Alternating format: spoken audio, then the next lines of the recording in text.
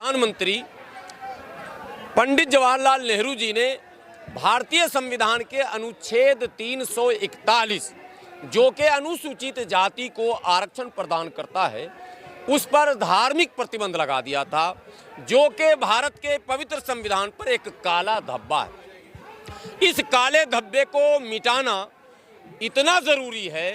पूरी दुनिया में हमारे संविधान की चर्चा होती है, प्रशंसा होती है, तारीफ होती है, आदर और सम्मान से भारतीय संविधान का नाम लिया जाता है। भारतीय संविधान महान इसलिए नहीं है कि वो भारत का संविधान है। भारत का संविधान महान इसलिए है कि उसमें कोई ऐसा वर्ग नहीं भारत का है जिसके हक और अधिकार की बात नहीं की गई हो और उसकी रक्षा की बात नहीं की गई हो। लेकिन दुर्भाग्य से जब इसमें काला धब्बा लग गया तो ये लिख दिया गया कि ये सुविधा केवल हिंदू धर्म पर आस्था रखने वाले दलितों को ही दिया जाएगा, जबकि ऐसा 1949 में नहीं था, 1936 में भी नहीं था। ड्राफ्टिंग से लेकर एंड तक यानी 26 नवंबर 1949 तक इस तरह की कोई भी बात भारतीय संविधान में न थी और न इसकी गुंजाइश थी। लेकिन दुर्भाग्य से पंडित नेहरू जी ने अपने उसी मनुवादी सोच को आगे बढ़ाते हुए इस पर एक धब्बा लगाया और उसके बाद केवल इस्लाम या क्रिश्चियनिटी को नहीं बल्कि बौद्धिज्म और सिखिज्म को भी निशाने पर लिया और उसमें यह लिख दिया गया कि यह सुविधा केवल और केवल सिर्फ हिंदू धर्म पर आस्था रखने वाले दलितों को ही दिया जाएगा। ऐसे में सरदार तारा सिंह ने हंगामा शुरू किया और 6 वर्षों के उनके जद्दोजहद के बाद, 6 वर्षों की मेहनत और लड़ाई के बाद 1956 में सिख को इसमें वापस इंक्लूड कर लिया गया, जोड़ लिया गया। उसके बाद बौद्ध मैदान में आए, तमिलनाडु केरल से ये लड़ाई शुरू हुई और मद्रास हाई कोर्ट तक गई। हाई कोर्ट में ये मुकदमा हार गए बौद्ध पक्ष के लोग, लेकिन लड़ाई जारी रही। अंतोगत्वा 1990 में विश्वनाथ प्रताप सिंह की सरकार में और रामविलास पासवान जी की दखल से बौद्ध कम्युनिटी को भी इसमें शामिल कर लिया गया। यानी कि जो प्रतिबंध 1950 में लगा था उसमें 2 बार अमेंडमेंट हुआ, 56 में और 90 में। एक बात दरमियान में और भी जानना ज़रूरी है, 23 जुलाई 1959 को उस समय की कांग्रेस की सरकार ने एक अमेंडमेंट किया और ये लिखा कि यदि आपको ये सुविधा चाहिए तो आप यहाँ आ जाइए। मतलब आप समझ रहे हैं, घर वापसी, जिसको आज हम लोग कह रहे हैं कि आरएसएस का नारा, नो, ये कांग्रेस का नारा था घर वापसी का।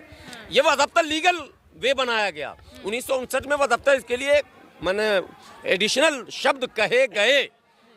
तो अब सवाल ये पैदा होता है कि भारत के पवित्र संविधान में जहां अनुच्छेद 14 कहता है कि संविधान की दृष्टि में सभी लोग एक समान हैं, जहां अनुच्छेद 15 कहता है कि संविधान किसी के साथ धर्म के नाम पर भेदभाव नहीं करेगा, जहां अनुच्छेद 16 कहता है कि कोई भी सरकारी योजनाओं में धर्म को आधार नहीं बनाया जाएगा, तो फिर आरक्षण देने और लेने में धर्म को आधार क्यों बनाया गया? ये एक बड़ा सवाल है। और उसको लेकर ऑल इंडिया यूनाइटेड मुस्लिम मोर्चा 1994 में जब बौद्ध को इंक्लूड कर लिया गया, तब ये सवाल पैदा हुआ कि आपने सिख और बौद्ध को जब जोड़ा है तो भारत का सबसे बड़ा अल्पसंख्यक जो है और उसके जो सबसे बड़ी आबादी है दलित मुसलमानों की, अब जब दलित मुसलमान कहते हैं तो हम लोगों की लड़ाई में पहले मुसलमानों से ही लड़ाई हुई। मुसलमानों ने कभी दलित शब्द सुना नहीं था। आज नेशनल चैनल पर भी डिबेट चल रहे हैं, आज बड़े बड़े आर्टिकल लिखे जा रहे हैं, आज सुप्रीम कोर्ट कमेंट्स कर रहा है, आज सरकार को हलफनामा देना पड़ रहा है। यह ऑल इंडिया यूनाइटेड मुस्लिम मोर्चा की लगातार निरंतर मेहनतों और संघर्षों का नतीजा है।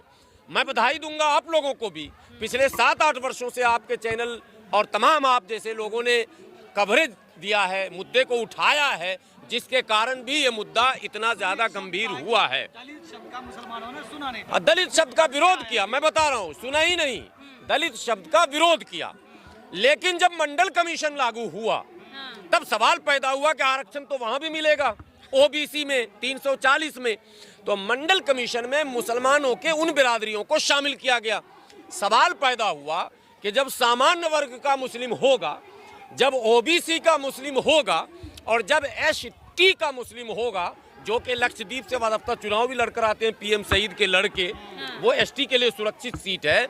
तो एसटी होंगे यानी कि 342 में होंगे, 340 में होंगे, सामान्य में होंगे, ईडब्ल्यूएस जो मोदी जी ने अभी दिया है एडिशनल, उसमें भी होंगे। यानी इन तमाम वर्गों में जब धर्म नहीं है तो केवल 341 में ही धर्म का प्रयोग क्यों किया गया, ये एक बड़ा सवाल है। और ये लड़ाई सुप्रीम कोर्ट ने अब गंभीरता से ली है। सुप्रीम कोर्ट के सरकार के से जो जवाब मांगा था, उसके कारण सरकार ने केजी बालाकृष्ण, जो कि एक मुख्य न्यायाधीश रह चुके हैं, उनकी अध्यक्षता में एक आयोग का गठन किया है। 2 वर्षों की समय सीमा दी गई है। आज के इस संविधान दिवस के धरने के माध्यम से ऑल इंडिया यूनाइटेड मुस्लिम मोर्चा, आदरणीय प्रधानमंत्री को भी हम लोग मेमोरेंडम भी देंगे। हम ये मांग करते हैं कि आप इनकी जो समय सीमा 2 वर्ष है उसको 1 वर्ष करें।